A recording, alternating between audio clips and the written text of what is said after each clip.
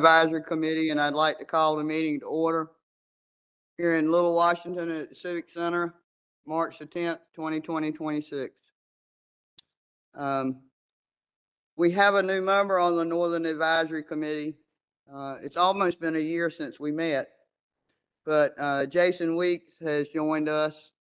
I think it took in over John Worthington's seat.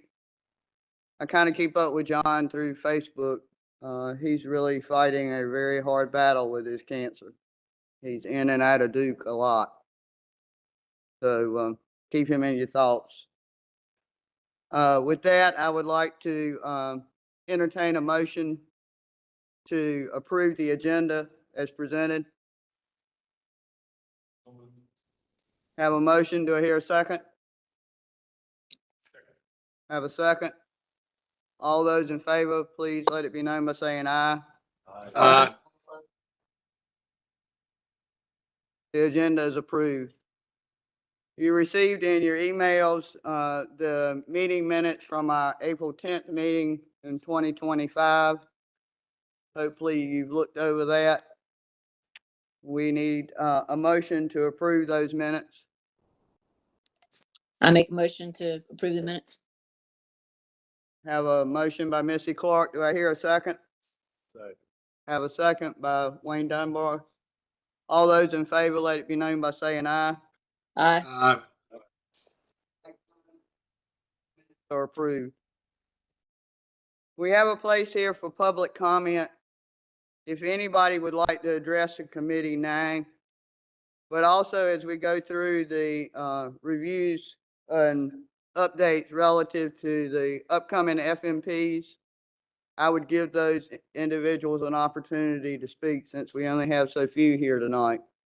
So if there's anyone that would like to address the committee now or wait until we get into the FMPs, please indicate so.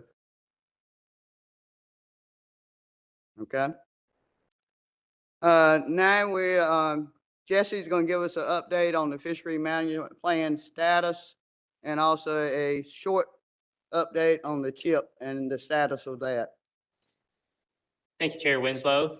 So I'll start just by talking a little bit about the Coastal Habitat Protection Plan. But before I do that, I actually want to recognize Commissioner Gardner for being in attendance tonight. Thank you, Commissioner Gardner, for coming. We very much appreciate it.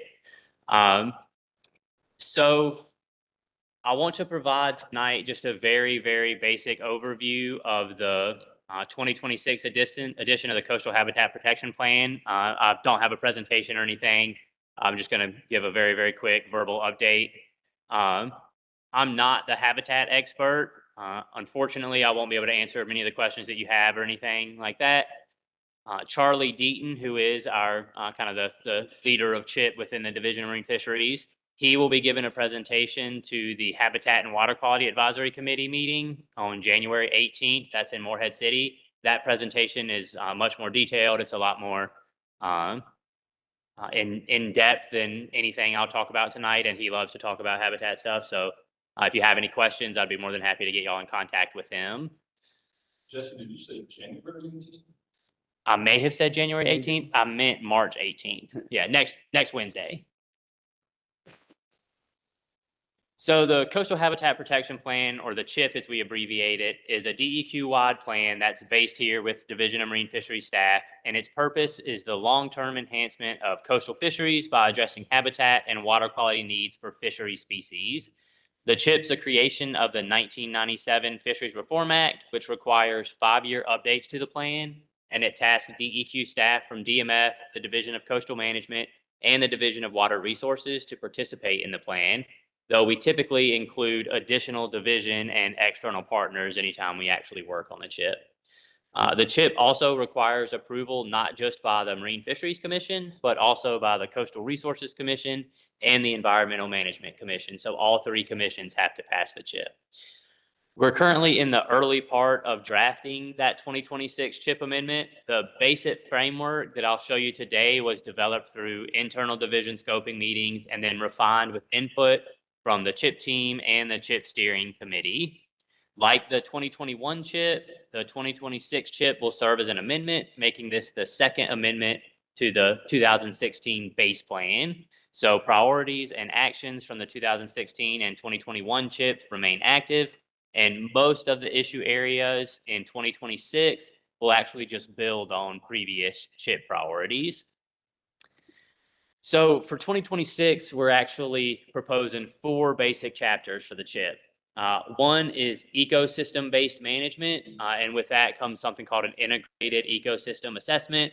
We're looking to validate some of the strategic habitat areas that have been discussed before, and also we're looking at status and trends of coastal habitats.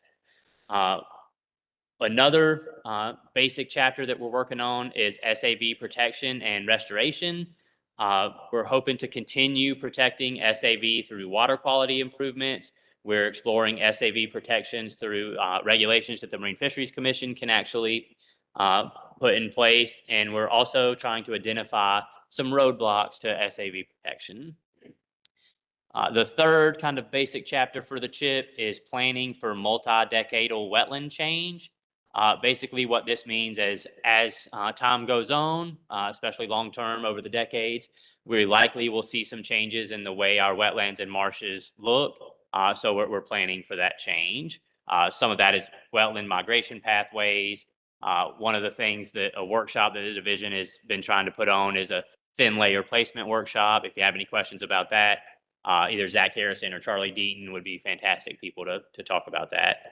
And lastly, the last part of the CHIP, the last chapter that we'll work on is community engagement for habitat protection. That one doesn't really have any actions initially proposed with it, no actions that the commissions must take, but it's actually a very, very important part of the CHIP, like getting the community involved in that habitat protection aspect of it. And in order to really gain support for it, that's something that we really feel like is absolutely critical. As far as the timeline moving forward, DMF staff are currently developing these 4 issue papers along with partners across the Department of Environmental Quality, and we'll be discussing these with the interagency CHIP team and with the CHIP steering committee in the coming months. We're aiming to have a complete draft of the CHIP done by the end of the summer, so the Marine Fisheries Commission, the CRC, and the Environmental Management Commission can then take that CHIP, that draft of the CHIP out for public comment, and the public can provide comments on it. And then hopefully, with any luck, November of 2026 is when the Marine Fisheries Commission would actually adopt, assuming that that's what they choose to do, adopt the 2026 CHIP amendment. So November 2026 is when final action will take place on that. And that's the entirety of my CHIP update. Like I say, if you have questions, Charlie Deaton, I can provide you contact information for him. He's a fantastic resource and would be more than happy to talk to you about the CHIP. And with that, I can turn it over to Thomas. You said the thin layer placement. Yeah, so thin layer placement would basically be, and again, I'm not the expert, but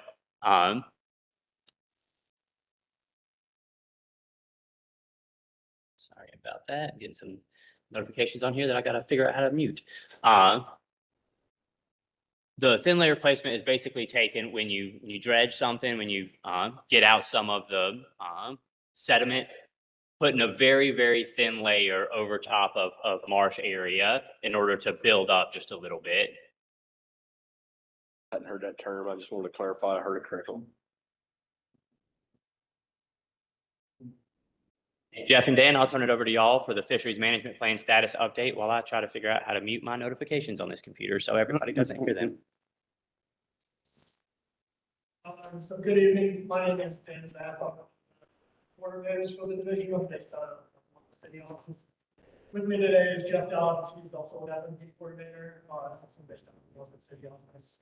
So part of our role is coordinating development of FMPs, but that's not actually the entirety of our role as FMP coordinators. Once an FMP is adopted by the commission, work goes then, in reality, it's just beginning. So essentially, our role is to work closely with species leads and other division staff to coordinate not only development of state FMPs, but also the implementation.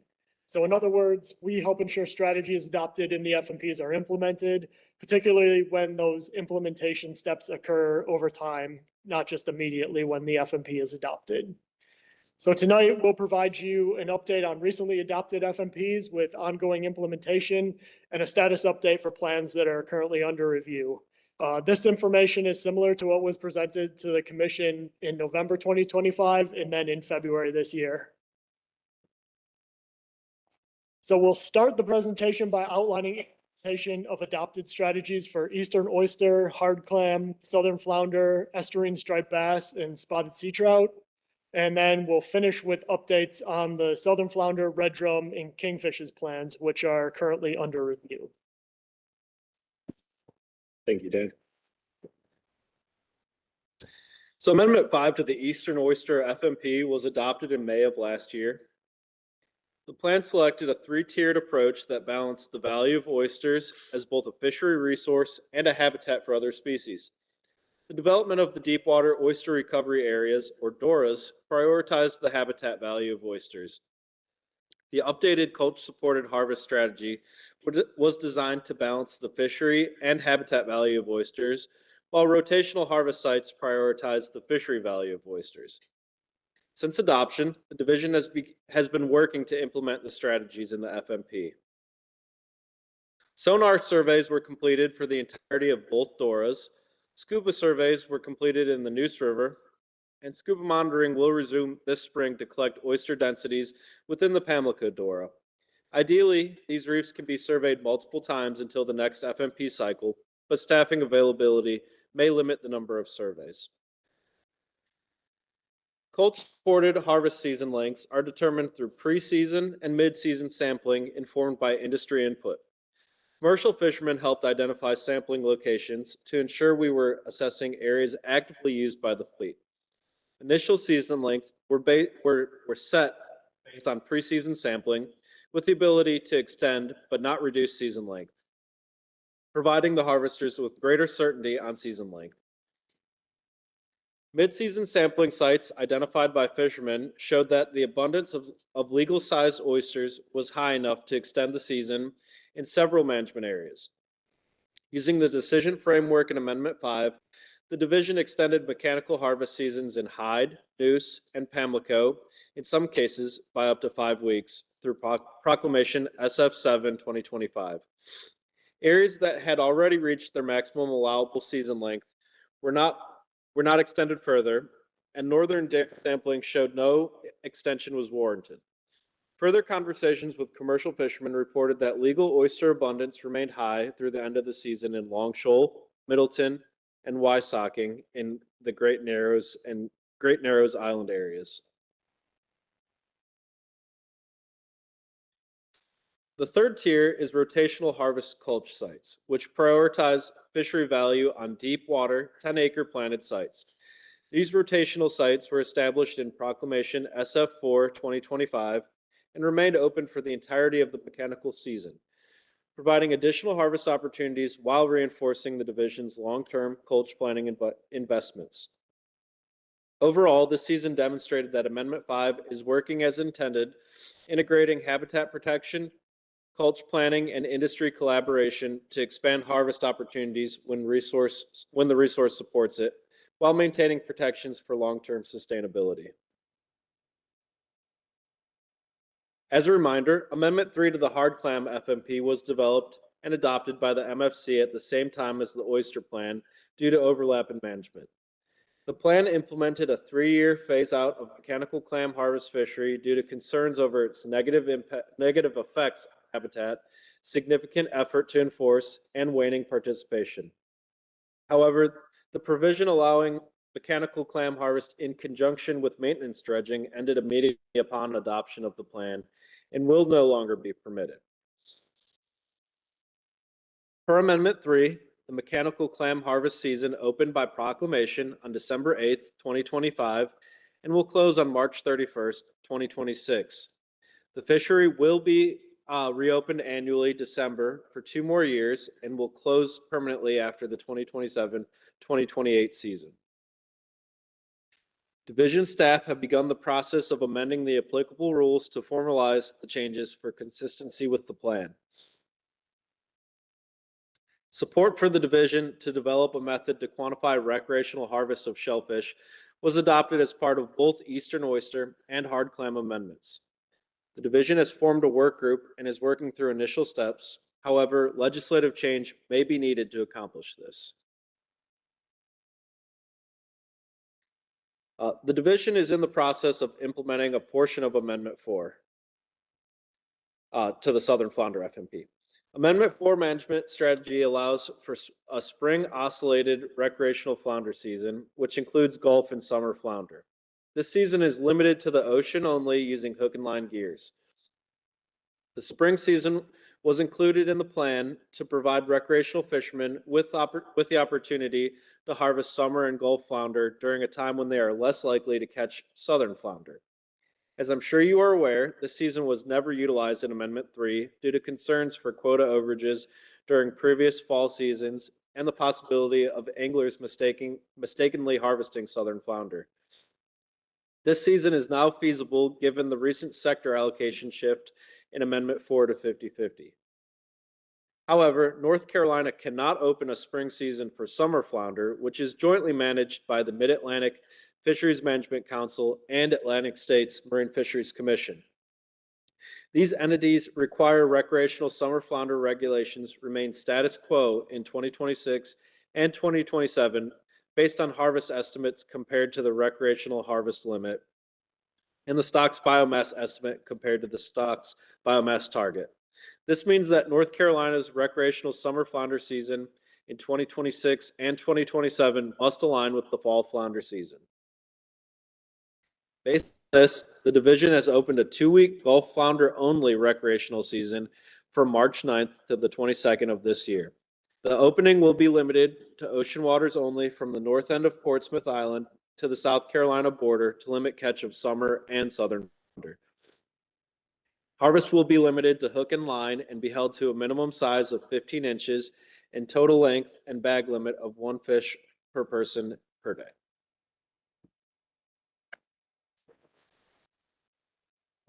So moving on to striped bass. Amendment 2 to the striped bass FMP, which was jointly developed with by the division and the Wildlife Resources Commission, was adopted by the MFC in November of 2022. The goal of Amendment 2, which is paraphrased on this slide, is to manage estuarine striped bass fisheries to achieve self-sustaining populations that provide sustainable harvest based on science-based decision-making processes.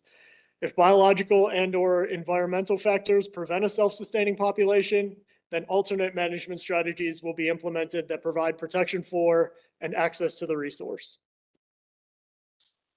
The adopted Amendment 2 management strategy for the Tar Pamlico and Neuse rivers included continuation of the no possession measure, which was implemented with the adoption of Supplement A in 2019. The Amendment 2 Adaptive Management Framework states that in 2025, data through 2024 will be reviewed to determine if populations are self-sustaining and if sustainable harvest can be determined. In addition, the approved motion to adopt Amendment 2 included the language to maintain the gill net prohibition through 2024 to allow for assessment of its performance. The data review prescribed by Amendment 2 was completed, and the division striped bass leads presented results to the Marine Fisheries Commission in August of 2025. In short, the analysis concluded the harvest and gill net closures have been ineffective at increasing adult abundance, expanding the age structure, and promoting recruitment, and that the Tar Pamlico and Neuse River striped bass stocks are currently not sustainable. Consistent with the Amendment 2 goal and the adaptive management framework, Division and Wildlife Resources Commission staff developed harvest management measures that provide protection for and access to the resource. So in November 2025, the division striped bass leads presented information to the Marine Fisheries Commission about management changes that will occur for striped bass in the Tar, Pamlico, and Neuse rivers in 2026.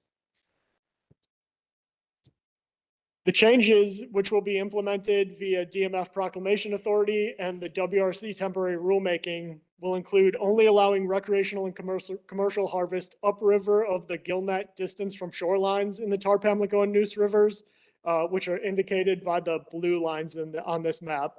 And then harvest will only be allowed from April 1 through April 30th.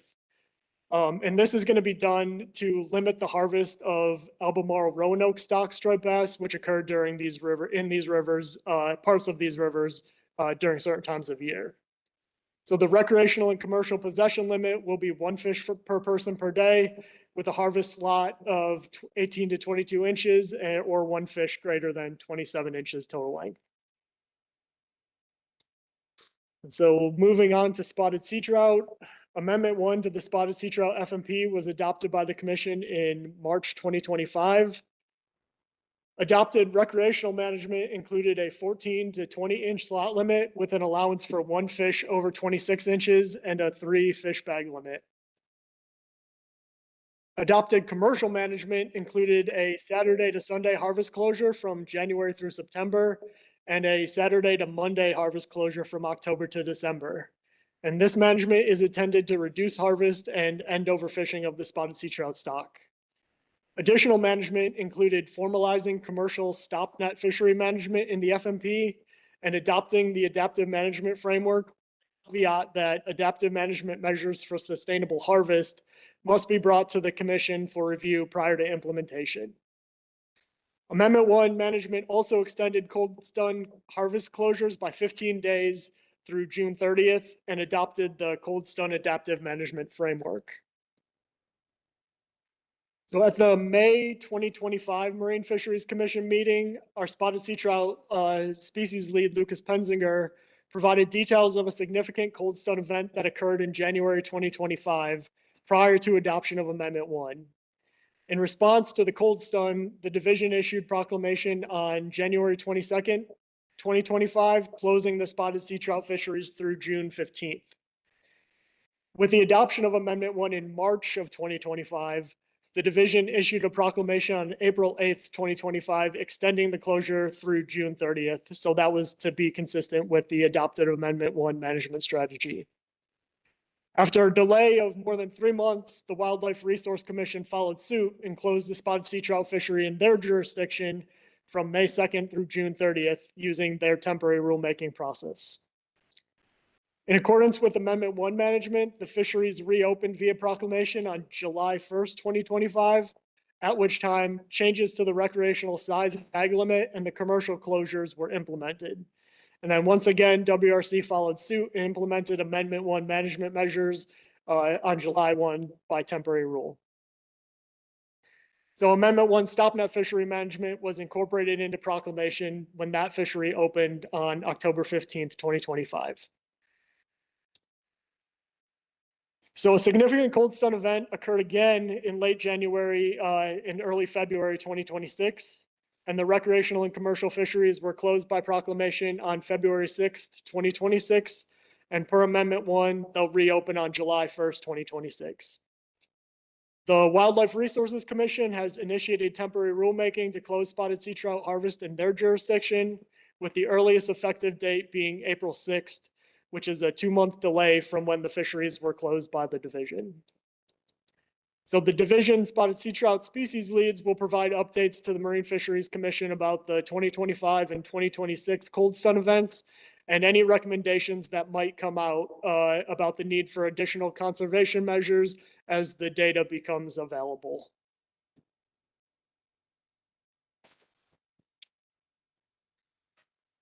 So I'll now transition to discussing plans that are currently under review. Here is the FMP review schedule showing review of the Southern Flounder, Red Drum, and Kingfish's FMPs are currently underway. As a reminder, Amendment 4 to the Southern Flounder FMP was adopted in August of 2025, and Amendment 5 is underway to further address the request from the MFC. We'll now take a quick look at each of these three plans. Our first plan under review is Southern Flounder. The division is working to draft Southern Flounder Amendment 5 now. Earlier this month, EQ Secretary, actually it was previous month, I'm sorry, in February, EQ Secretary approved broadening the scope of Amendment 5 to allow harvest levels to be changed in response to planned state level stock assessments and interim indicator analyses. You have been provided the letter detailing Secretary Wilson's approval.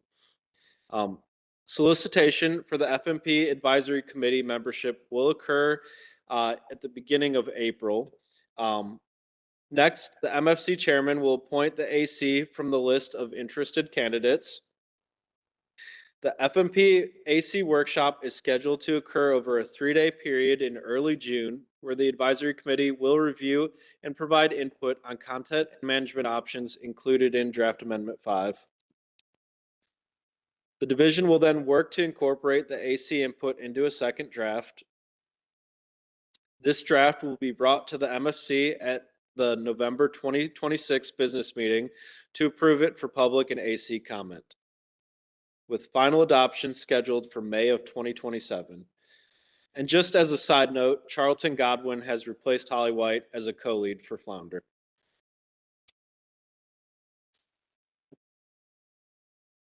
The scheduled review of the state Red Drum FMP began in 2025.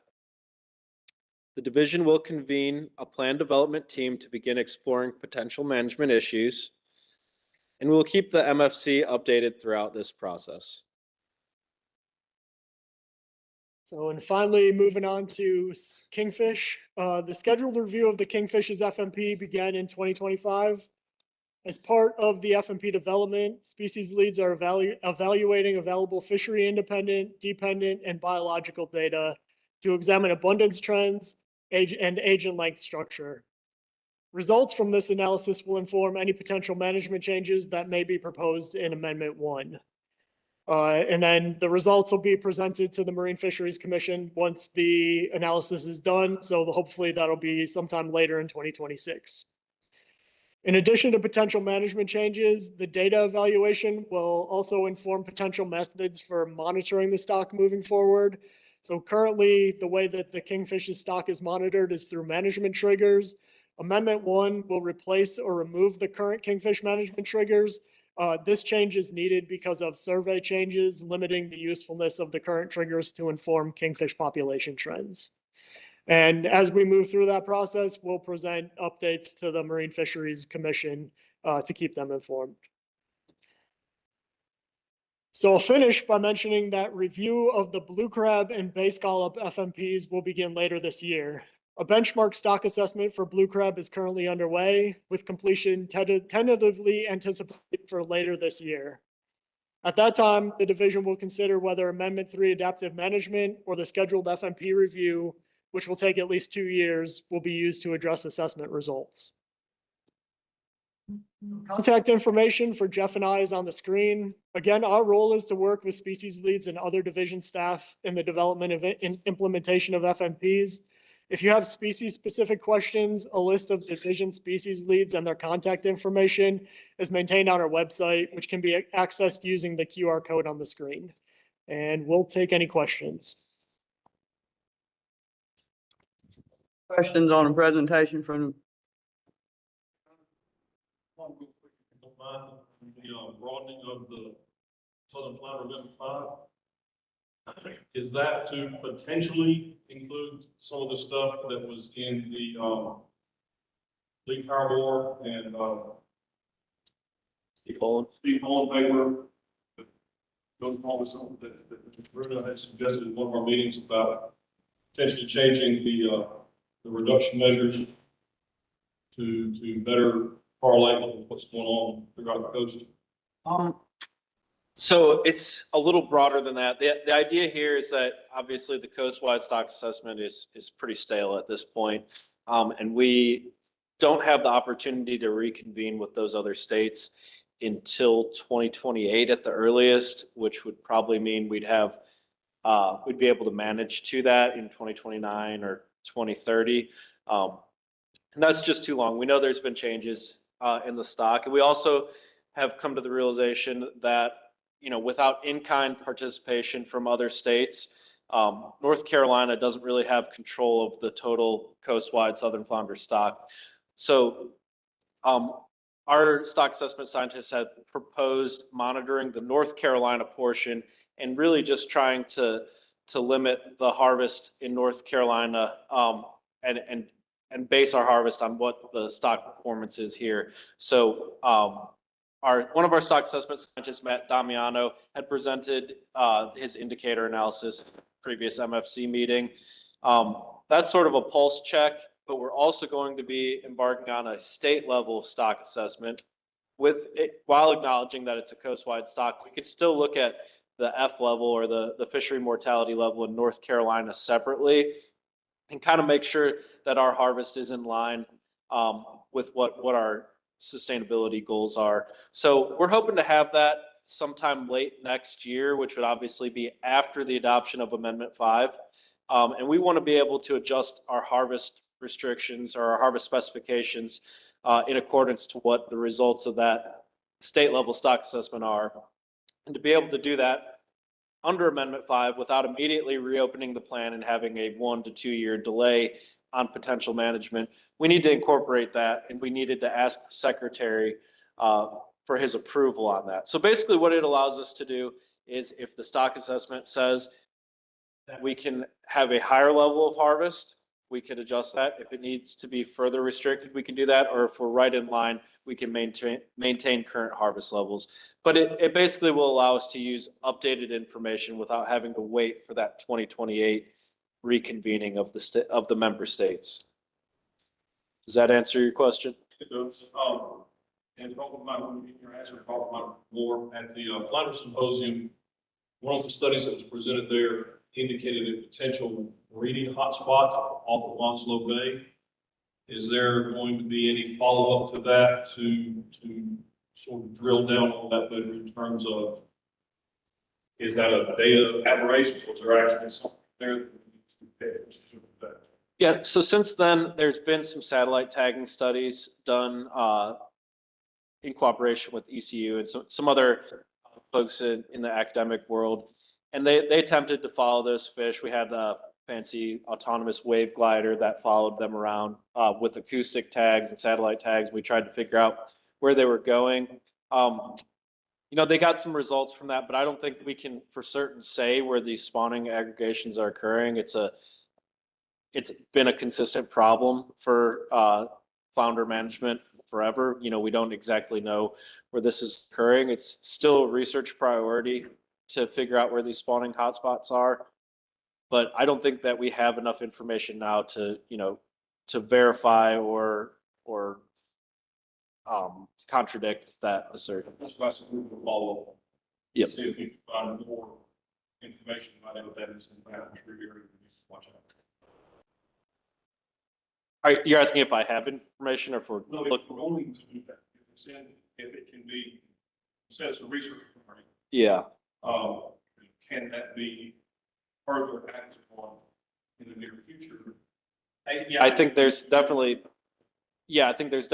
plans to continue tagging southern flounder, acoustically. I don't know what the status of the satellite tagging program is. I know that has occurred, but I don't have the details on that now. But I would direct you to Charlton Godwin or to Ann Marquith. They could probably answer the nuts and bolts of that.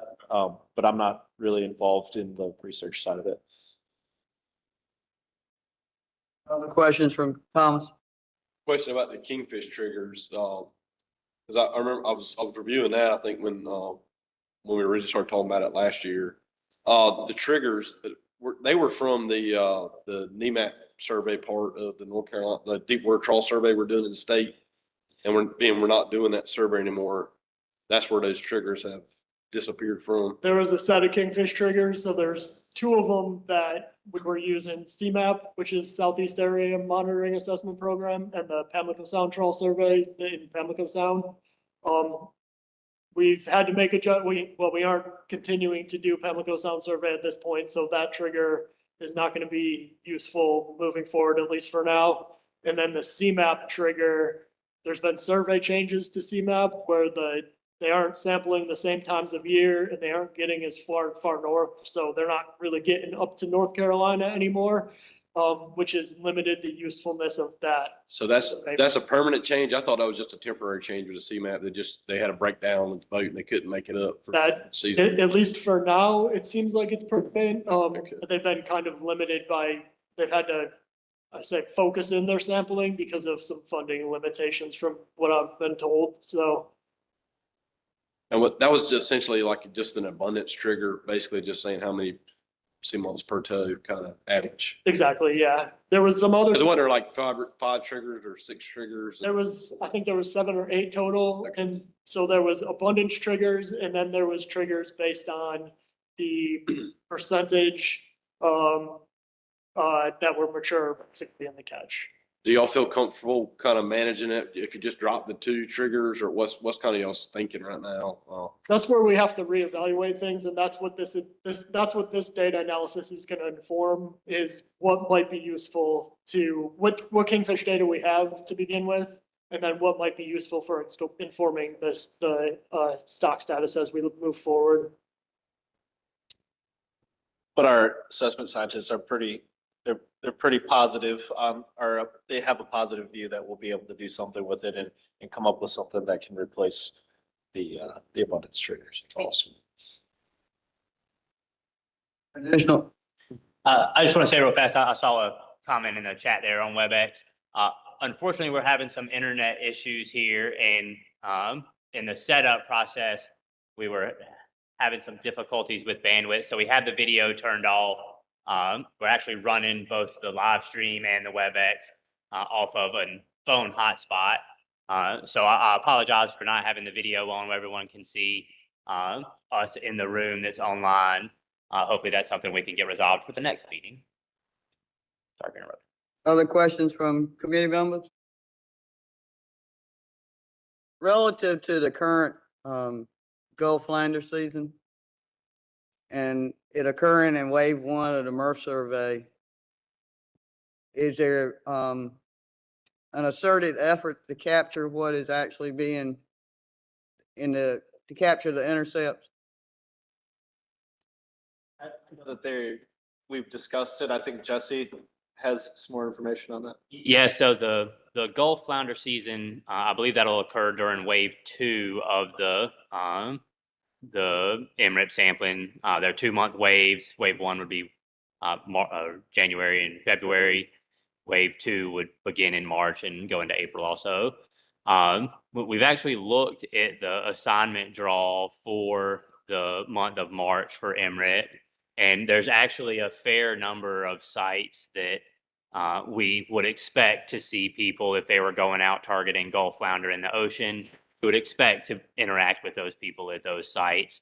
So, obviously it's still a random survey. But I have high hopes anyway that we actually, if there is activity where people are going out targeting Gulf Flounder, that MRIP survey should capture that. It was double-digit numbers of sites that we were going to be at during that 2-week period where we would expect to see flounder. Okay. And then trying to remember back, all the kingfishers were lumped. They weren't treated in individual species, correct? We use southern kingfish as an indicator species. Indicator for the whole thing. And I know you mentioned about WRC and the spotted sea track. I did see, I think it was today where they posted they're having a hearing next week on spotted sea track and sheepshead. Tonight? Yeah, I believe tonight was the in-person hearing in Kinston. They held a virtual public hearing also that sounded like there was a good number of attendees, but I don't think they had very many comments. the public comment period for that proposed temporary rule, I believe, ends on March 13th. And they also currently have a proposed temporary rule for sheep's head management changes to align with the proclamation that the division recently put out of a 14-inch total length size limit and a 5-fish bag limit for sheep's head recreationally.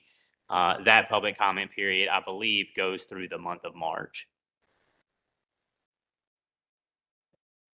Any other questions from committee members?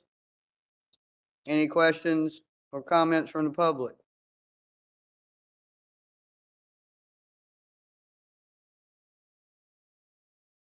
We'll bring it back to the table then. Right ahead. So in talking with the Marine Fisheries Commission Chairman, Sammy Corbett, about this quarter's advisory committee meetings, one of the things that he wanted to do was to get the advisory committees together to really discuss the upcoming FMPs that we have, the ones that we're currently working on and we'll be working on this year, to really get the ACs to provide input as early as possible in that process. So if there are things that you know about these fisheries, the issues that you see with them, things that you would really like to see addressed during the development of these FMPs, now would be an absolutely fantastic time to communicate that to the division, so we can bring that back to the division and begin work on those FMPs.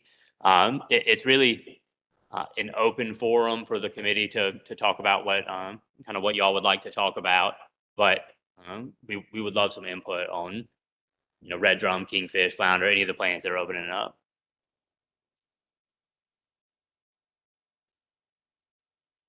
Pardon me for being new and a little bit behind. What is the status of the striped bass situation in the Albemarle region?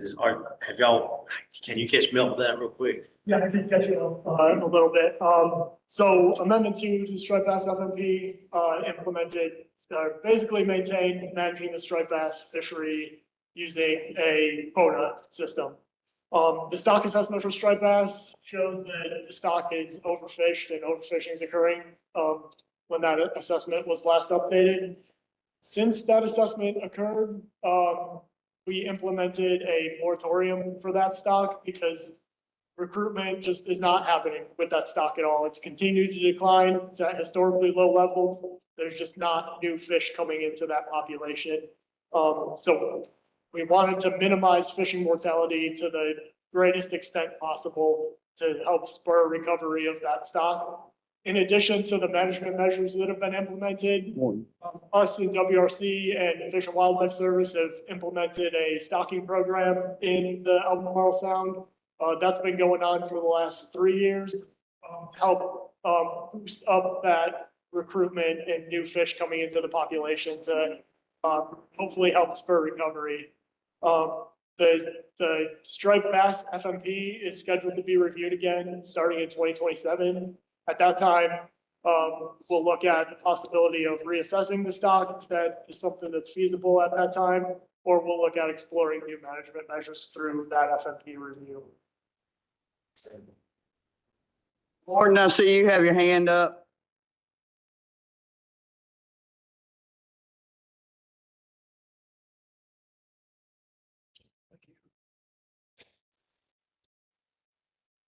Morton, can you hear us?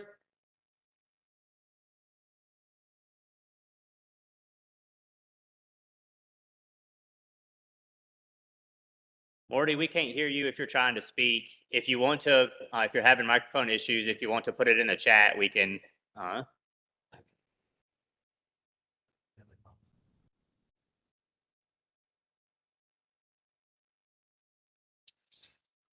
Yeah, I believe your mic isn't working. If you want to just type it in the chat, what your question is or your comment, I can read it out.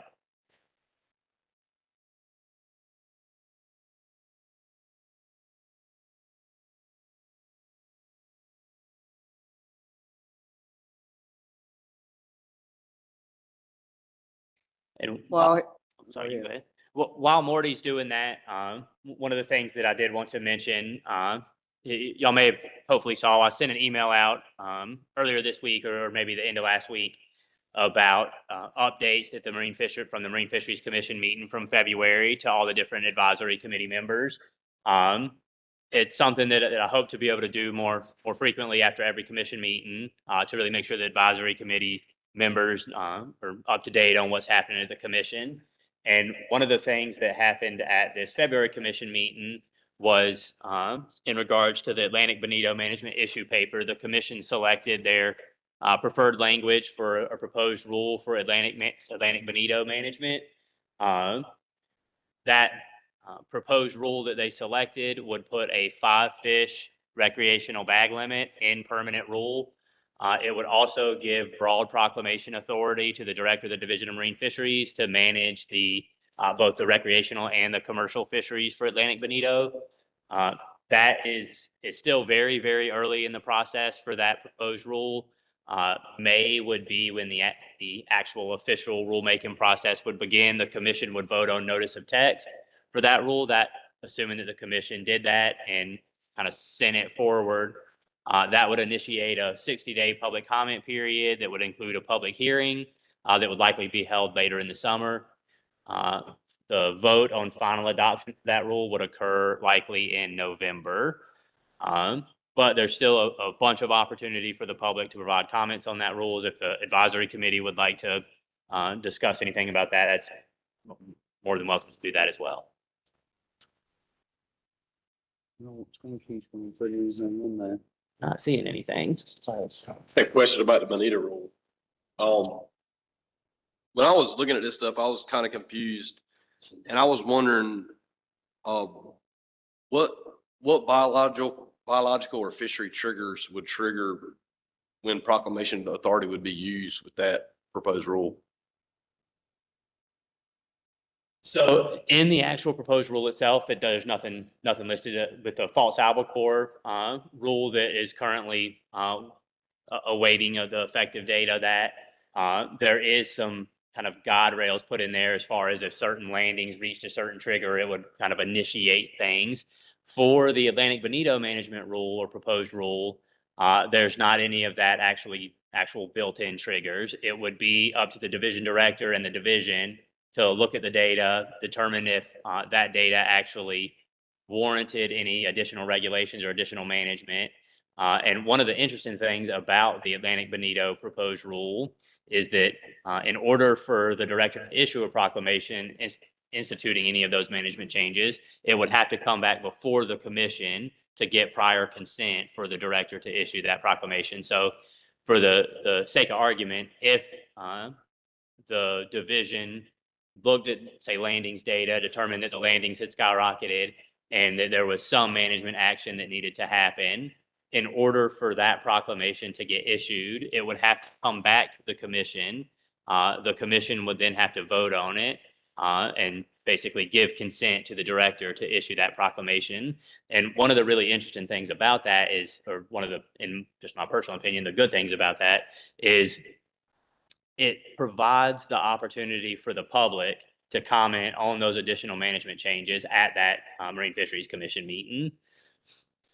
Yeah, that's what I was a little bit confused about. Thanks for clearing that up. So the director and the division would come up, would decide when there was a management issue, and then they would develop whatever management they deem necessary, and then that would go to the Marine Fisheries Commission to vote yea or nay with potentially public comment. I guess it would be on the agenda at that meeting. So I was kind of thinking it was possibly the other way around. The Marine Fisheries had to say that they wanted proclamation to begin.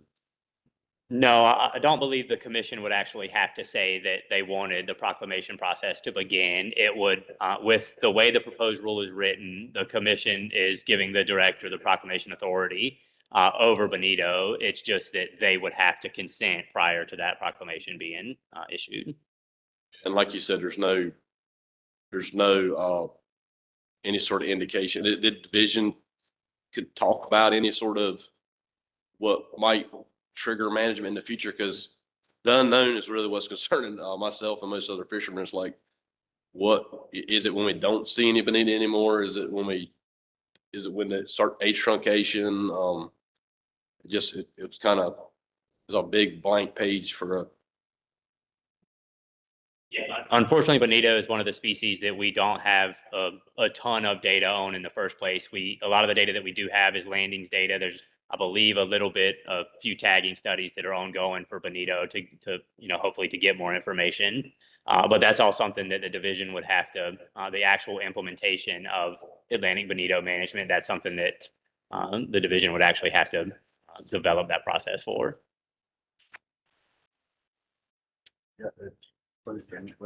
Oh, I think we have Morty's question. So he says, one question I had concerning Red Drum is that there is currently a split season for the commercial quota. I would like to know about potential for switching to a year-round quota, as the split quota was intended for a large mesh gillnet fishery that no longer exists. Additionally, I wonder if the daily trip limit can be adjusted while maintaining the TAC in relation to the Red Drum FMP.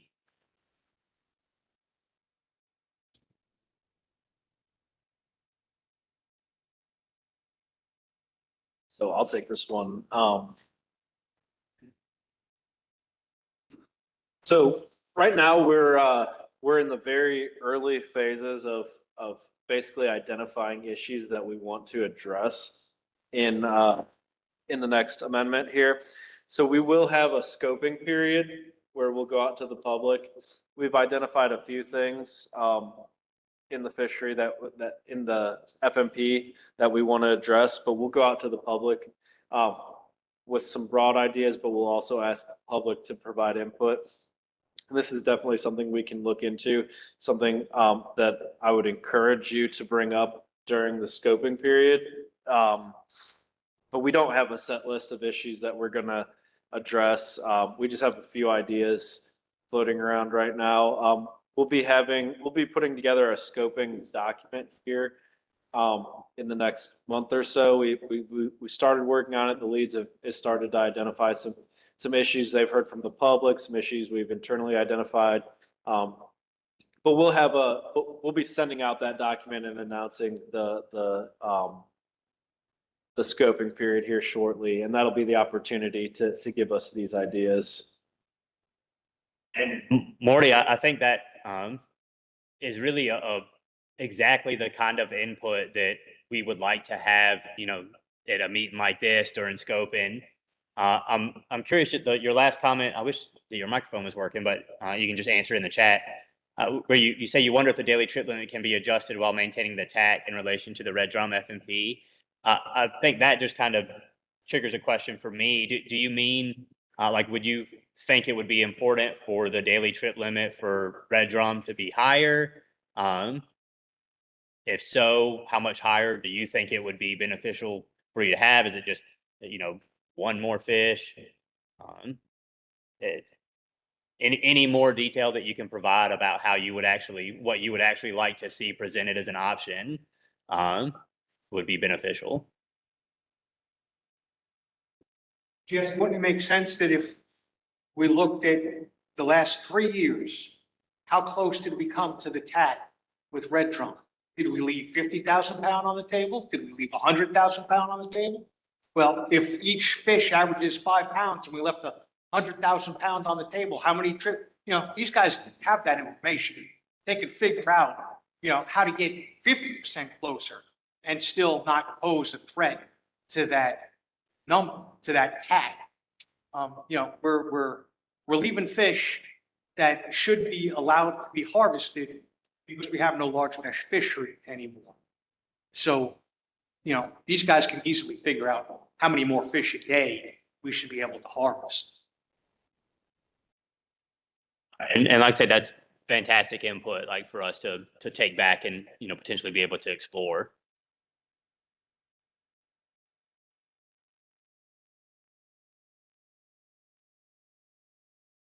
I had a comment along the same lines too. Commissioner Garner brought it up at the meeting too about increasing the recreational bag limit for Red Drum.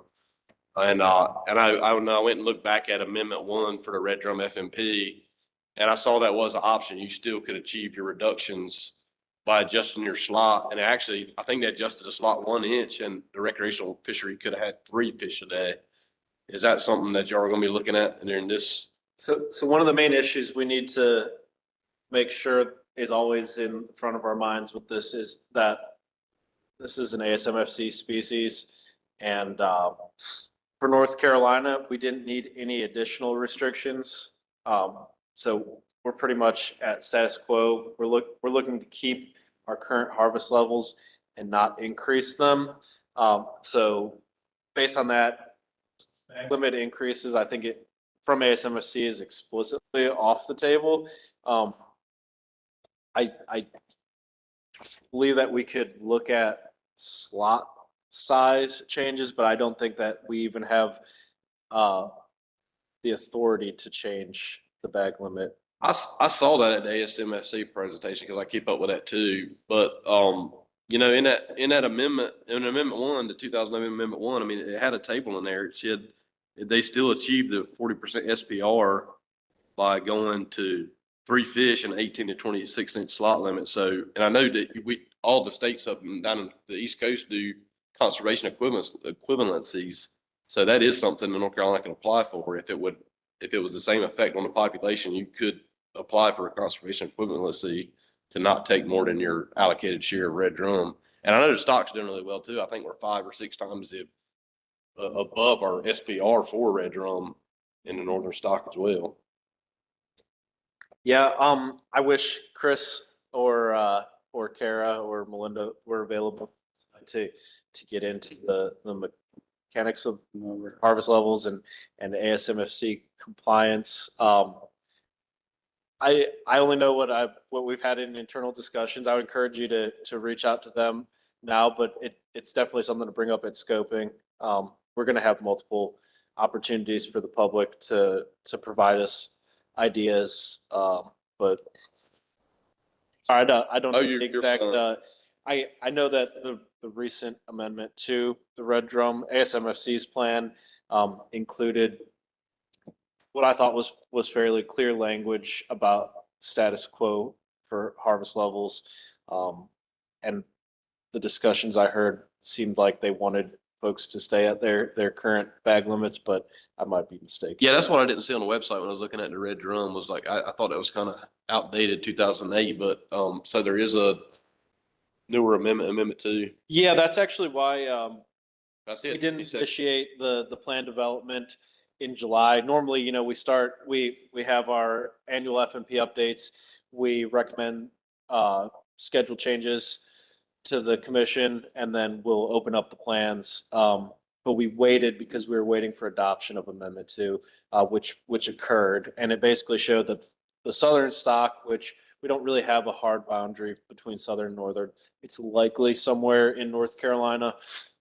But the southern stock was doing really poorly. The northern stock was doing okay, but there were some concerning trends in age truncation and harvest levels.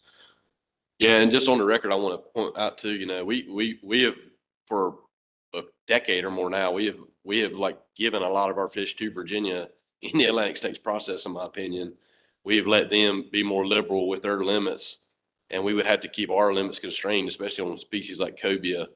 You know, Virginia was notoriously over harvesting cobia for a long time, and as long as we didn't increase our limits, it was okay because they were actually using our quota as a conservation buffer on some of these species. And I know striped bass is kind of the same thing. So I mean, if you know, if North Carolina needs to step up and that's something the MFC could write a letter to the ASMFC, we need to let the MFC know sooner than later if we want to try to do something like that.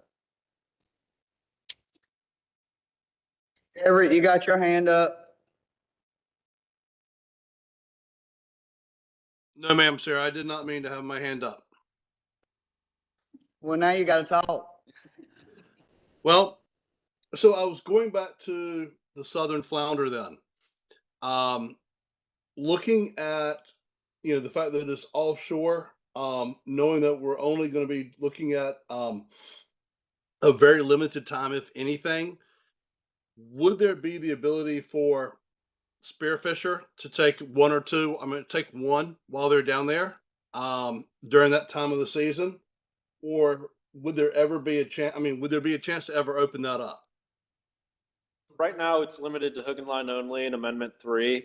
I think there was support for that because, you know, identification on the boat is already, there's already some worries about that and some incidental harvest or accidental harvest of southern flounder in hook and line. But the worry is that it's not immediately apparent the differentiation of the species when you're underwater. So I don't think that we're going to look to open spearfishing for the Gulf flounder season, particularly because it's going to be really difficult to tell the summer and Gulf apart underwater, both having oscillated spots, really needing to examine the oscillated spot pattern as well as the tail shape. And, they're partially covered in sand at times when you're down there. So I think the intent right now is to continue with hook and line only in the ocean. But when the fall season occurs and that gig fishery and spear fishery is open, all species are open, there is going to be an opportunity for access to the fishery for spear fishermen and giggers. And mainly my thought was that, when you're around one of the jetties or one of the reefs, you're very rarely running into the southern flounder. So it would either be summer or Gulf, which hopefully, would open up because of, in my opinion, I think that the two of them are in a far better position than the southern. Yeah, for summer, unfortunately, right now, we're kind of locked into this specification period. We can't open summer flounder outside of that fall season that's outlined in Amendment 3. So August 15th to the end of September is when the summer flounder season must occur. And so we'll basically be opening summer flounder whenever we open that southern flounder season in the fall. So they'll all be open and you will be able to spearfish at that point. During this Gulf flounder only season, or if we were able to open it during the next specification period for summer flounder, so after 2027, if we were able to open those two species together, we could possibly re-examine that issue. But for now, we're stuck with if we open a spring season, it's gonna be Gulf flounder and hook and line only. Okay, now I'll stop talking, Sarah. Okay, thank you. Jesse, I think, go ahead. Yeah, so back to the red drum a little bit. Morty put in a couple of chats there.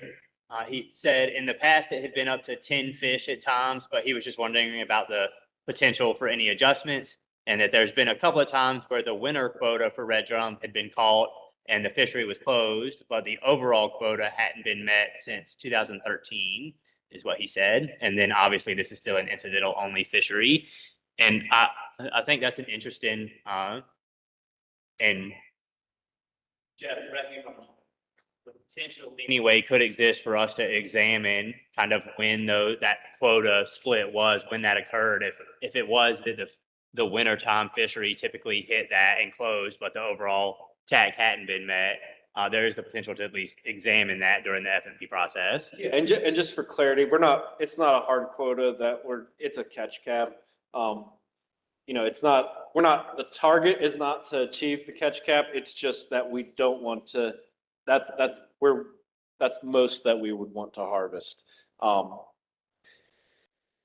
We are definitely looking at the commercial side for any issues that we can address in this plan. I know that we've heard from the public, folks are interested in what the target species are, like maybe looking at changing what the target species are, just examining that bycatch allowance or that incidental catch allowance that we have for red drum.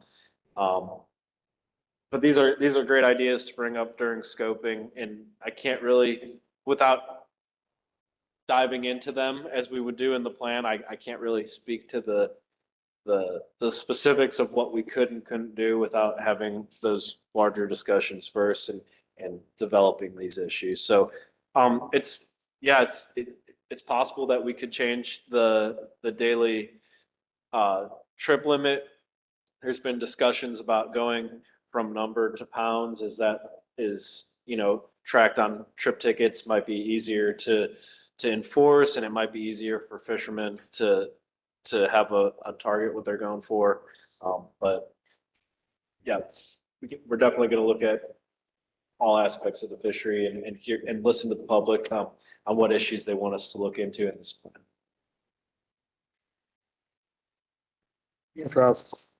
The spring flounder season, it's Gulf and it's anything you catch in the Cape May. Is that correct? Anything, any flounder you catch in? It's single species. Gulf flounder is the only species of flounder that you can retain. That's the one, okay. Yep. Then for going back to the striped bass, given that there's no recruitment, from what you're saying, what is the plan to actually have recruitment? Because if there's no recruitment, the species is dead, or that at least that part of the population has no future. You're talking specifically about the Albemarle stock? Okay, yep. So, yeah, recruitment is way down. Part of the plan to boost recruitment is obviously to increase adult abundance. That's the most direct way to increase recruitment. You put more eggs into the system, that you have some buffer to overcome any environmental conditions that might lower recruitment, like kill off more of those juveniles in any given year. So that's the first objective of the plan, is to really boost the adult abundance and increase that egg production. Second thing that us and WRC and Fish and Wildlife Service have done is we've done phase 2 and phase 1 stockings in the Albemarle Sound to boost up those numbers of juveniles in the system. So to supplement those poor year classes that have occurred, stocking juvenile fish to fill in some of those year classes that would be missing because of poor recruitment. So to increase the adults, you're going to primarily stock. So there's two things. So to increase the adults, we have a harvest moratorium in place right now. So we've taken away as much fishing mortality as we can. So when we say that recruitment is down, recruitment isn't zero. There's still fish coming into the system every year through limited recruitment. We want to make sure that those fish that are being recruited every year are actually making it to adults so they can contribute to the population. So that's part of what we're doing. And then we're supplementing that poor recruitment, at least within the last 3 years, by stocking. But it's not just a North Carolina issue as far as poor recruitment and production. It's an East Coast issue. Okay. And the division, in cooperation with the Fish and Wildlife Service, have been stocking phase 2 striped bass out of Edenton National Fish Hatchery, Watha Fish Hatchery, Fish Hatchery in Georgia, one in Alabama since 1979. And the main reason we quit putting in Albemarle Sound for so long was because the Hassler survey, which is our juvenile survey that goes back to 1955 to essentially determine the catch per unit of effort per year, which relates to the recruitment of fish. So we couldn't put untagged, unmarked fish in to mix with a natural production, because at that time we couldn't separate out what was stocked and what was natural. But to me, the chip can play an integral role in not just striped bass production, but a lot of other production. Since the 80s,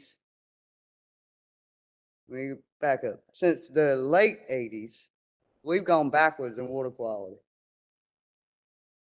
In the 70s and the 80s to the mid 80s, the extensive blue-green algae blooms we had in Albemarle Sound, Chowan River. A major thing in the Roanoke River was the flow regime. The water release at the dam. Water flow has more impact on striped bass production than anything else. Those eggs have got to be suspended, and as they come down the river and hatch into larvae. But we went through those extensive blooms with essentially DO sags, DO bottoming out, and we're starting to see a lot of that again. the last probably 4 years, lower part of Chowan has turned green again.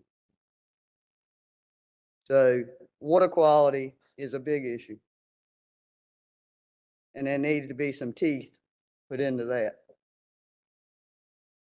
And I appreciate that, sir, because that's what I was getting at.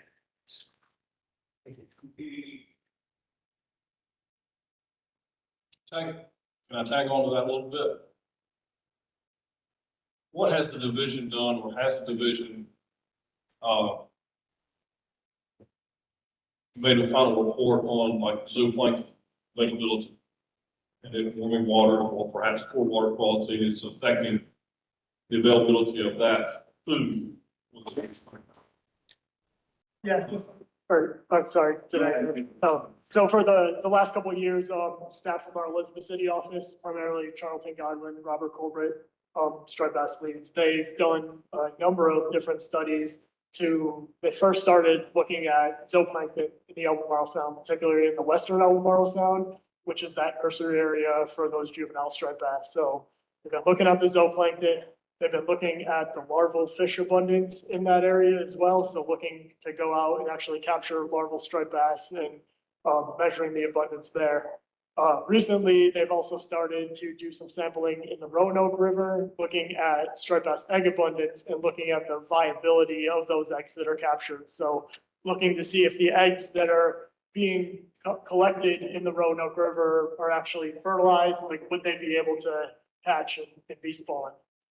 That's a newer part of the study. They have gotten results back from the zooplankton part of the study. I don't have the results for me. There was a report from the agency doing that analysis, and I think we could probably get that and send that out to the group. And I can also help Charlie. There was concern, because I know this originated in the Chesapeake, that the warming waters were creating a time lag between stripers hatching and their food available. I did not know to what degree that was occurring here. Of course, there's been a good bit of talk about the blue catfish, and if they're affecting the striped bass. Has the division actually specifically done studies on catfish, stomach contents, food competition? And trust me, guys, I know a daggone blue catfish will eat anything he can get in his mouth. I get that, but are there timing issues with catfish spawns, out feeding striped bass at the juvenile stage? Has there been anything to that effect that's been looked at the past couple of years? So at the time, so a couple of years ago, our invasive species lead, who's also a striped bass lead, Robert Corbett, gave a presentation to the commission looking at the data that we do have on blue catfish. One of the ways that we monitor blue catfish is through our fishery independent sampling. That's a striped bass survey that occurs in the Albemarle Sound, but it also catches a lot of blue catfish because they're very abundant up there. And you see the trend in blue catfish in recent years just going through the roof, and the striped bass abundance going down. Correlation isn't necessarily causation in this case. It could be. I know the Elizabeth City office has collected blue catfish stomachs in the past. I don't know what the analysis of those stomach contents would show. From what I remember, I think they were eating a lot of Rangia clams, but I think I would have to check on those results. There was some research being done by researchers at ECU, I think, looking at the broader food web in the Albemarle Sound. I could follow up with the striped bass leads just to see if they've gotten any results from that research yet. And if there is anything, we could send it out to the group. Yeah, I was wondering if that relates back to the water quality issue, if they're cleaning it. I know for a fact they eat clams they gorge themselves with them because we catch them all the time. I wonder if that has any effect on I'm sure it does to some degree, water quality and whatever filtration those clams may provide. I don't know, but There's been a recent study looking at that too. that's what things got to be related and to some degree, I would think. And I guess when they get the results back to the zooplankton study, it's sure times have changed, but they should be able to some type of compare between the previous work that was done, because when we saw that total zooplankton in the early 80s. Essentially Bosmina and I forget all the other the species, but there was a total shift of what was preferred, not only for striped bass, but also for river herring and shad.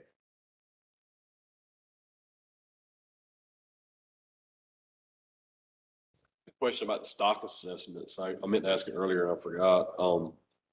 So what's the order? I know we're doing blue crab and flounder right now, and you said you're kind of doing two. So what's the time scale and which ones are going to be finished first maybe, or? So they're actually working on three different, well, if you count individual analyses, they're doing blue crab, we're doing the kingfish analyses, we're doing an indicator analysis for flounder as well as a state level stock assessment. So blue crab, we're hoping by the end of this year, we're gonna have that completed. The kingfishes is finishing up. That's not a full blown stock assessment. It's just a spatial temporal analysis. Hopefully have something later in the year for that. Flounder is anticipated for the state level assessment by the end of next year. So after the adoption of the FMP, which is why That's a benchmark, correct? it's gonna be, yep. That we don't have any previous state level assessment that we're building off of. This is gonna be completely new. So we're gonna have, full internal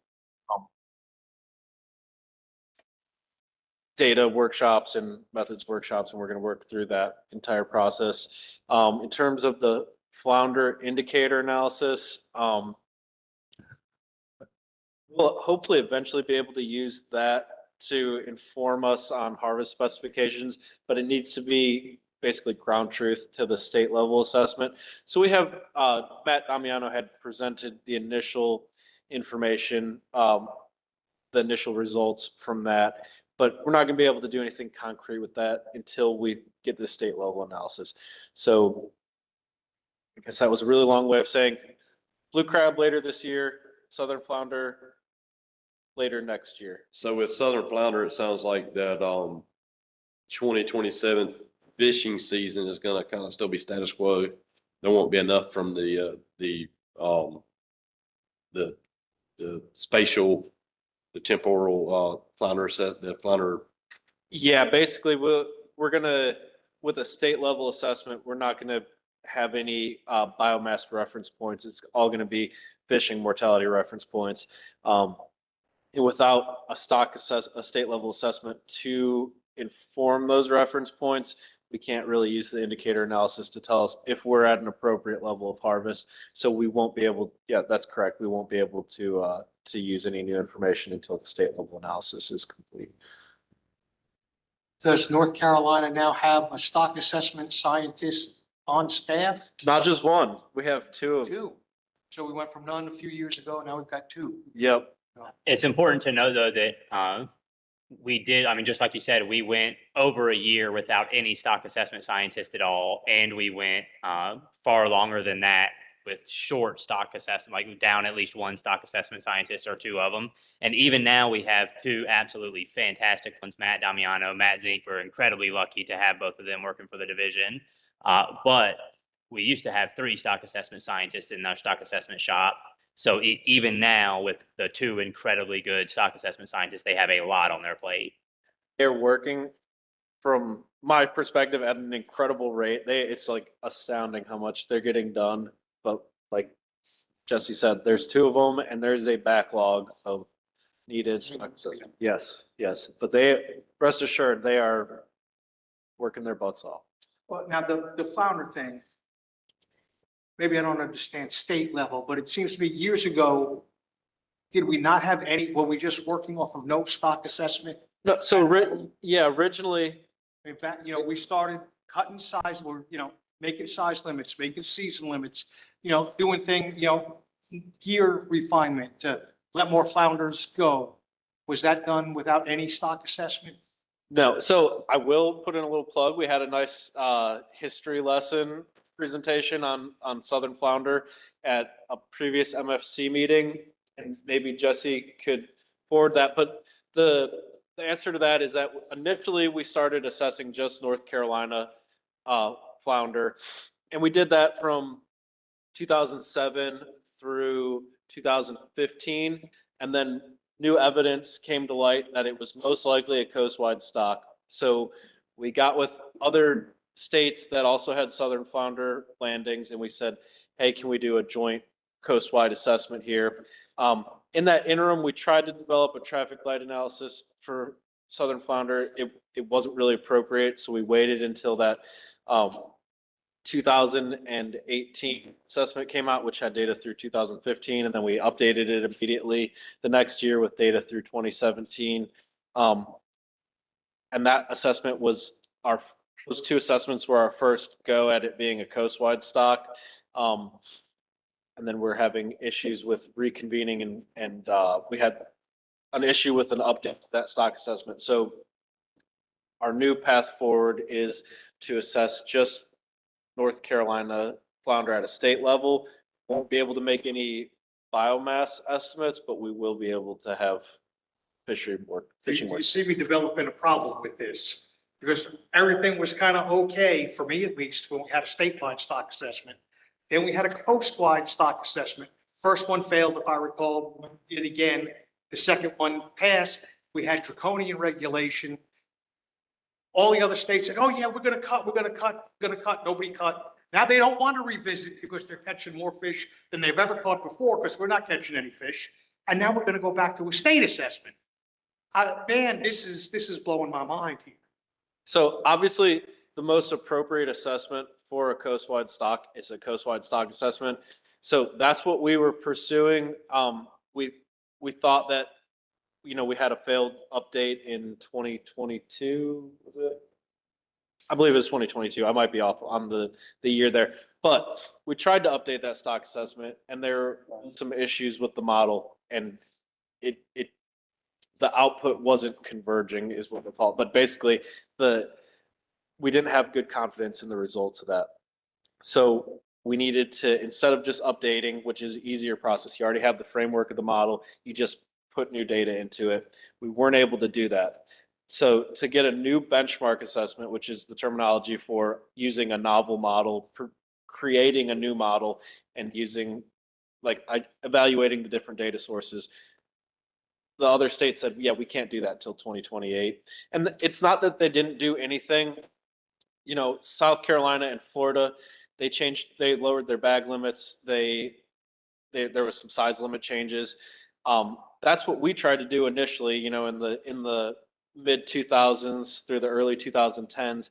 It was ineffective for us, but they didn't have that learning period. They didn't try these things to recover a stock and failed. So we tried to do before.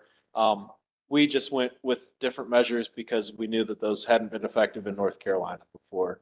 So it's not that the other states haven't taken any measures, it's just that they haven't been effective in reducing their harvest, which was sort of the point. And Keith, that the presentation that Jeff mentioned was from the November 2025 commission meeting, the one just 2 quarters ago.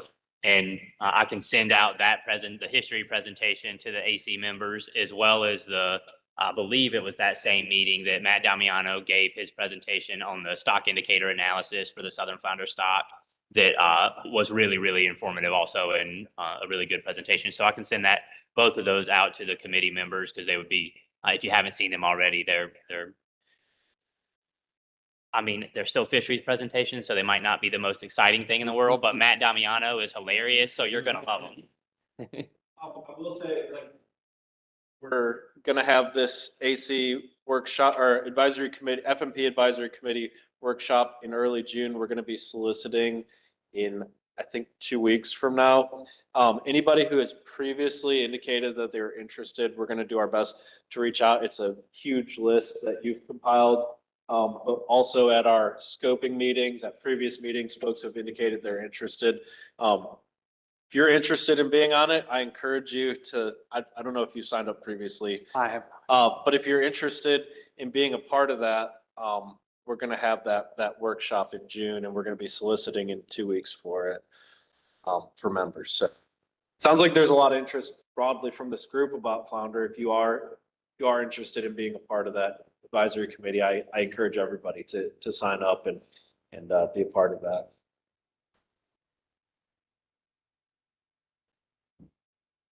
One last question for me on Flounder. I know there was I don't know how significant it was with the cold weather, but I know there was some flounder kill from the cold weather this year. Any indication, was it pretty localized? Was it kind of widespread? I wasn't a part of reviewing the reports. I know anecdotally, I saw pictures on Facebook. We heard, red drum, striped mullet, sheep's head. There's quite a few species. It was a very rare, very Long time. widespread event, and it was very cold. I mean, even in the saltiest waters, we had fish stunning and dying. I don't know the extent of it. I think that our independent sampling will probably show if it had any significant effect on flounder, and that sampling started back up February 15th is when our GillNet program, which is the main way that we track the flounder population, the adult flounder population. So we can look year to year. We can compare what we get this spring to what we got last spring. We can see if it looks like there was a decline, but I would suspect that it probably affected most inshore species. And so our spotted sea trout lead, Lucas Penziger, provided a update to the Marine Fisheries Commission in February of this year by giving some preliminary data that was collected during this past cold stun. He collects all of the reports that come into the division. So he has all of that information. He also collects all of the water temperature data. And the water temperature data that he's looked at so far indicates that it was very cold for an extended period of time. As he puts together all of the data and information for spotted sea trout, in the past, those reports have included some information for other species as well. So we might have a better indication of the extent that those cold stuns also affected other species when all of that data is compiled.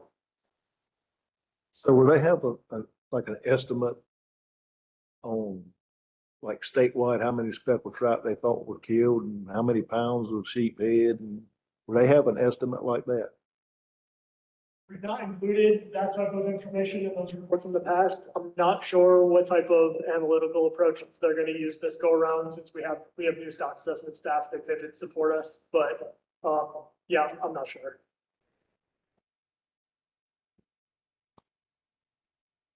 Other questions, comments? Nothing new on the screen. Sarah, this is Everett again. So the question is really around North Carolina being able to produce our own stock assessments in the future, specifically around flounder. Since we went to a coast-wide assessment, which really forced us to make a pretty dramatic reduction.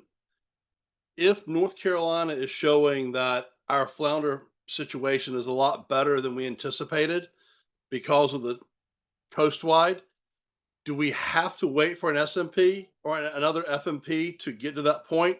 Or can we do something by proclamation to increase the catching or the seasons for our southern flounder?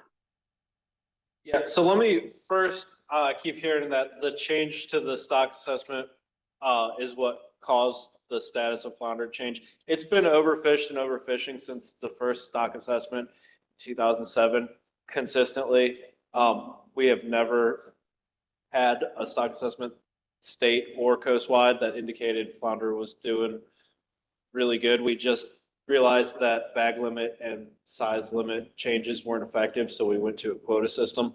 But to address your question, we're building into adaptive management the ability to use a new stock assessment into this FMP, because we knew that the state level one wouldn't be ready, but also say in 2028, when we can reconvene and we get that new coastwide assessment started, and who knows when that's going to be done. But we don't want to have to get that assessment, reopen the plan, and wait 2 years. 18 months to 2 years is the typical FMP development time period. We don't want to have that long time lag from the results to make any management changes. So we're specifically building it in with the approval from the secretary to use different assessments to change our harvest specification. So the answer is yes, once we have new information from the state level assessment. If it indicates a change in harvest level is warranted, then we will be able to implement that change. I appreciate it because, anecdotally, I knew I caught tons of flounder when I was a kid. Not catching the same amount, but I'm still catching way more than I'm allowed to keep. And that's kind of what I want to make sure is, can we take quicker action? Because it's the number one thing that anybody that knows me and knows I'm on this committee, they bombard me constantly of, we just are catching a ton of great flounder that are big. How can we be in a bad shape? How can we be at such a low limit where our neighbors are catching way more than or they're allowed to catch way more than we can? But perfect. And- that answers a lot of it.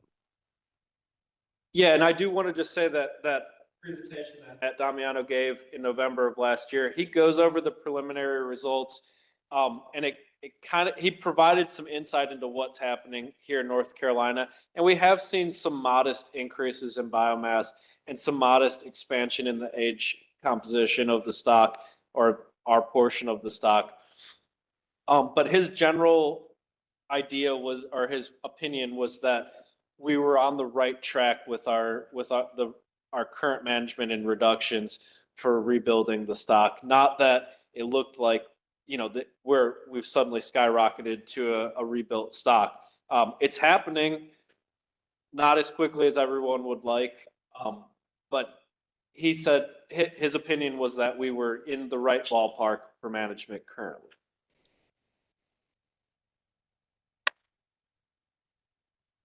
Thanks, Everett. Any other comments? Any other issues? Jesse, you have anything else? I don't have anything else, Sarah. No. Well, with that then, I would entertain a motion to adjourn. I thought we were gonna do issues from, There were any other issues? I didn't realize we were in that. I thought you meant during this segment, Right ahead. question on the Atlantic Bonito. Everybody I've talked to doesn't support what the MFC is doing right now, and I would like to make a motion to support option 1 for the Atlantic Bonito management. And option 1 is status quo. Status quo to monitor fisheries. Yes, sir. The Atlantic Bonito, the MFC has recently looked at 4 options for rulemaking. But we haven't been presented, they hadn't sent that out to the advisory committees, or they're not going to. It's up to the commission if they would like to send it out to the advisory committees. That's something they could vote on. The February meeting, they voted to select their preferred language for that proposed rule. The May meeting, they're scheduled to vote on notice of text. Because it's actually rulemaking, it's not for fishery management plans. So as far as making a motion to kind of recommend something to the Marine Fisheries Commission, I think it's something that this advisory committee could do. Okay. If you're interested in having more information about Atlantic Bonito, I'm more than happy to send that out to the advisory committee, or that's something we could, bring back to the AC at the next meeting and talk about. Well, that may be too late. Well, so if the commission does move forward with the notice of text, that is the official beginning of rulemaking. And so in May, if they vote on notice of text, that still is well within the ability for the public to alter the outcome of that rule. That's what the public comment period is for. There's a 60-day public comment period. There'll be a public hearing. The commission could then, when they're given the results of that public comment period at their November meeting, they could either choose to adopt the rule with the language that they selected, or they could, change it entirely based on public comment.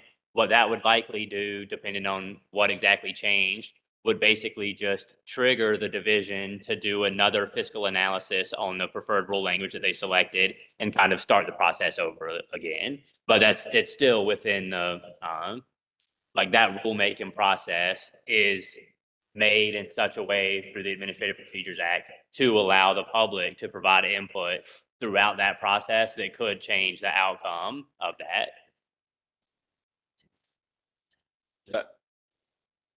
Yeah.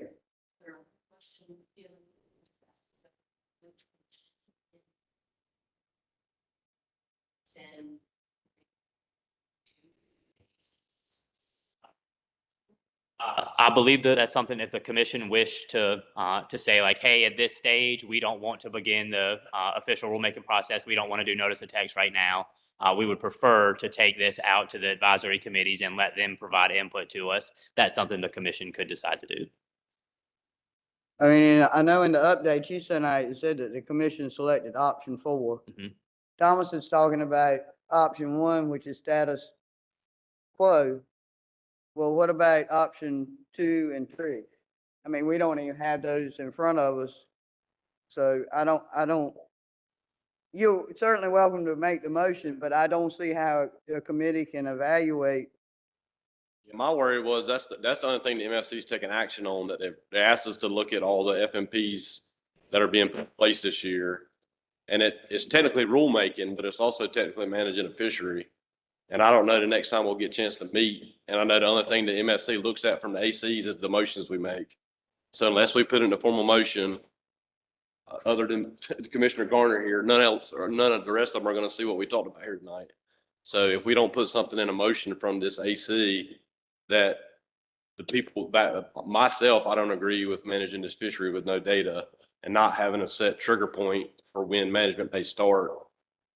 And other fishermen I've talked to feel the same way. And I feel like that's the best time for this AC to get input in for potential future management of Atlantic Bonito, especially if we don't meet again until this next fall when the rulemaking process has already begun. And then the MFC would have to start this process all over again if they were to choose a different option.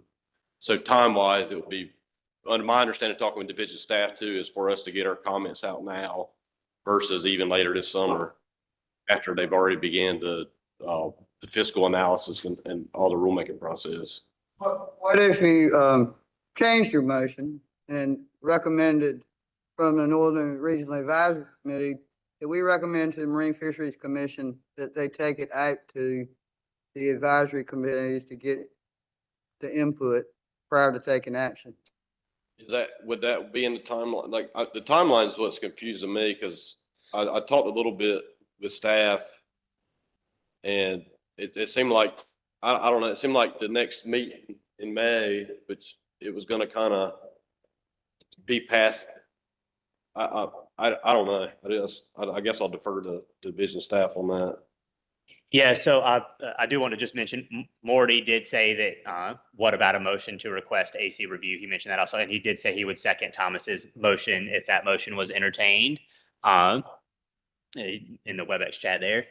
As far as the timeline for rule development, if the commission, if the committee tonight made a motion requesting or recommending to the Marine Fisheries Commission to send this out to advisory committee and let the advisory committee review it and bring back recommendations about this proposed rule to them, that's something they could absolutely do in May.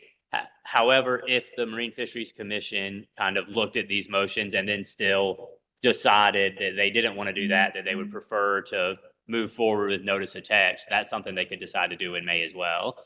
Like it would really be up to the Marine Fisheries Commission at that stage how they wanted to move forward. With that being said, and Ben Morty seconded, I would like to go through with my motion for status quo. And if we do want to make a follow-up motion to bring it back to the AC, I don't mind voting on that as well. But I would like to put a motion to just do status quo for data management right now until we can get some more data before we go to try to manage a fishery. Yeah, I mean, admittedly, in option one, it states that there's no scientific basis for the change and for the decision. I mean, I kind of agree with Mr. Newman. You're going from basically unrestricted to 5 fish. It's kind of a big jump to take. Maybe there's an in-between. I agree. I think it should be reviewed by the advisory committees. It says it right there on option one. No basis for setting catch limits or other restrictions. So, I mean, I think it should be going through the advisory committee as well, at least before they do anything official. I would. So option one says it needs to go before the advisory committee? No, ma'am, it basically says, there's currently no baseline stock assessment for Atlantic bonito. Is there, no scientific basis for setting catch limits or other harvest restrictions? That's in option one. So to speak a little bit about what the different options are for the Atlantic bonito management issue paper, option one is status quo. Option two would be providing broad proclamation authority to the Division of Marine Fisheries Director to set seasons, bag limits, areas for both the recreational and commercial gear. I think Jeff is going to be pulling up that issue paper right now. Option three, so option two would be just the proclamation authority would be delegated to the division director to manage the Atlantic bonito fishery, both recreationally and commercially. The option three, that would, because the commission specifically requested in August to look at a 5-fish bag limit for Atlantic bonito. Option three includes some language that there would not be a recreational bag limit above 5 fish. Basically, that would be the maximum bag limit that could be had if there was a proclamation issued. If option three is what ultimately got passed, on the effective date of that rule, there still wouldn't be any regulatory changes. It would be up to the division director to issue a proclamation. It's just that in that case, that proclamation couldn't contain a bag limit higher than 5 recreationally. Option four is the one that the commission ultimately selected. That is the only one that upon adoption of the rule, when it becomes effective, there would be a 5-fish bag limit recreationally. It still gives the division director broad proclamation authority on the recreational and commercial fishery. It's just that in permanent rule, it would have that 5-fish bag limit. The recap is status quo, formally monitoring the stock is option two. Option three is the broad proclamation authority for the division. And then option four puts in the 5-fish bag limit. No, that's a little, option two is prior consent of the Marine Fisheries Commission by this broad proclamation authority. And then option three puts in there that the recreational bag limit cannot exceed 5 with the same proc authority. And then option four is automatically puts in a recreational 5-fish bag limit, and then it gives the chance for more regulations in the future if the director deems necessary, which is the option that the MFC chose. The MFC chose to automatically put in a 5-fish recreational bag limit. If I understand correctly, there was no option to actually informally collect data so you can inform a decision by itself in the future.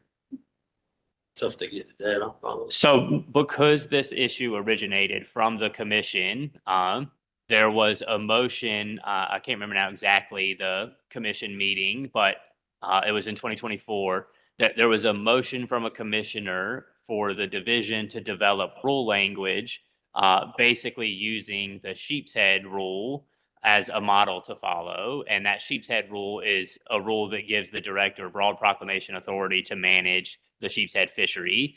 That's basically option two for the Atlantic bonito management rule. It's just broad proclamation authority to the division director, although it does, each one of these rules besides status quo includes that prior consent from the commission that Thomas mentioned.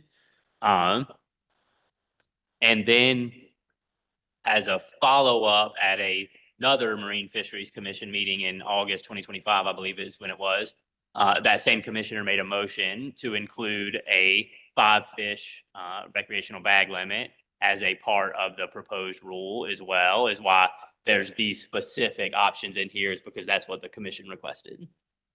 Justin, I just wanted to note that you were asking about formal monitoring without an action step. The idea here was that each one has an action step, or you do formal monitoring and something is telling you that you need to take action. You didn't want to have to go through another rule to then grant authority to do something, because that would be another 2-year rulemaking process. So if we're going to make a rule for Bonito, we would want to both formally monitor, but also have something to take action if that formal monitoring resulted in us needing new management. Does that make? It makes sense, but I think Thomas pointed out, we haven't defined what that something might be that would mean that we would take management action at this point, whether that's catches go up, catches go down, catches stay the same. Basically, if I understand correctly, the commissioner can make a move regardless. So, yeah, some of them just have the division director's proclamation authority with consent from the Marine Fisheries Commission. So both parties would have to agree on it. So it wouldn't just be the division taking action without oversight from the commission, but also the commission would be reliant on the director to make the proclamation.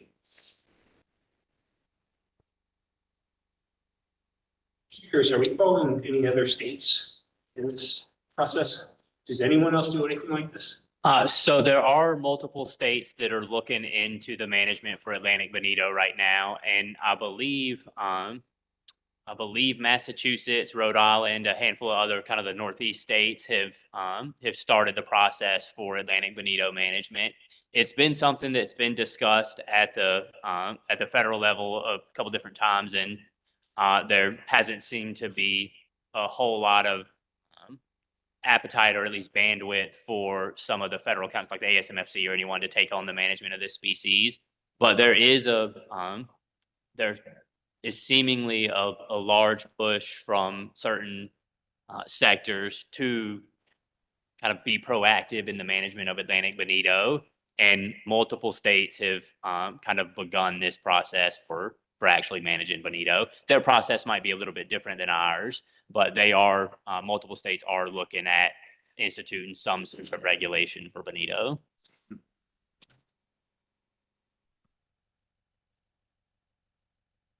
So we have a motion on the floor to maintain status quo. We have a second. I'll say. We have a second. Oh, you got it. More seconded. Any further discussion on the motion? We'll do a roll call vote. Blake, Aye. Bruno, Clark,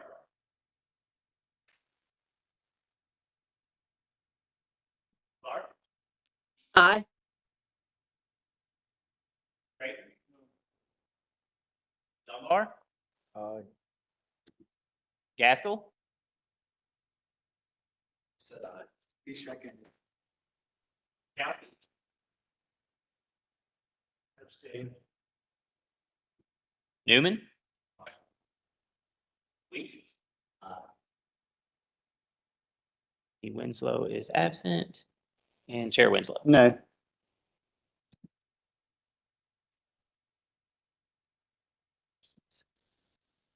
Motion passes 7-2. 7-2, one abstention and one absent. Any other issues from advisory committee members?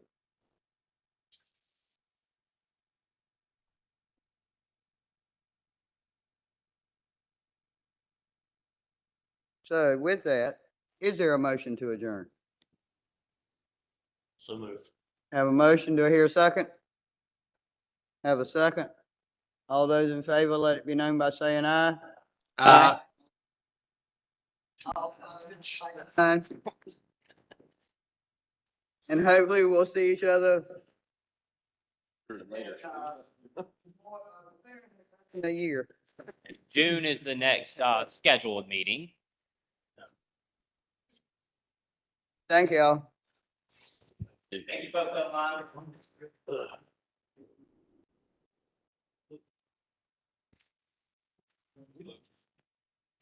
Sarah, I was